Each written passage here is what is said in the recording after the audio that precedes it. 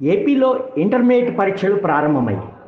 మార్చి 1వ తేదీ నుంచి 17వ తేదీ వరకు పరీక్షలు జరగనున్నాయి. రాష్ట్ర వ్యాప్తంగా 1500 పరీక్షా కేంద్రాలను ఏర్పాటు చేశారు. 10 లక్షల మందికి పైగా విద్యార్థులు ఎగ్జామ్స్ రాయనున్నారు. దీంతో పరీక్షా కేంద్రాల వద్ద విద్యార్థులు, తల్లిదండ్రులతో సందడి వాతావరణం నెలకొనింది. ఇక పార్వతీపురం మన్యం జిల్లాలో ఓ తల్లి తన 6 నెలల చిన్నారితో పరీక్ష రాయడానికి వచ్చింది.